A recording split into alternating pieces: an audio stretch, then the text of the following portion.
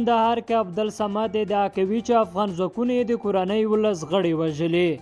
د کندهار د ارغنداب ولسوالۍ اوسیدونکی ادعا کوي چې تېره شپه دغه ولسوالۍ په دې سبزۍ کلي کې د افغان ځواکونو په بمبار کې د یوې کورنۍ 11 غړي وژل شوي.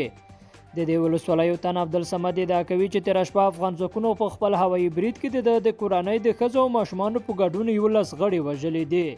دا یوه لاس بجې وې چې 3 بمونه یې راوغورځول. دوی تر سهاره تر خاورو لاندې وو. موږ د الوتکو له ویرې ورنږدې کېدای نو شو. ټول 11 کسان دي چې 3 ښځې دي. بلخوا د کندهار امنیتي چارواکي وایي دغه ملکي کسان په هوایي بمبار کې نه بلکې د وسلوالو طالبانو په موټر بم برید کې وژل شوي دي. د کندهار د امنیت امیر فرید مشال رسنیو ته په یوه استولي پیغام کې ویلي چې وسلوالو طالبانو دغه موټر بم د ارغنداب پر سیند یوه پله د تخریب لپاره لیږدوه چې چاودنه یې کړې. ښاغلي مشال زیاته کړه ماښام وسلوالو طالبانو یوه اراده ټانک چې غوښتل هغه پل چې 2 ورځې مخکې انفجار ورکړی و نورې برخې هم تخریب کړي. زموږ بېګناه خلک ماشومان خویندې هغه د دې ټانک په انفجار کې چې انتقالوه یې د منځه ولاړل.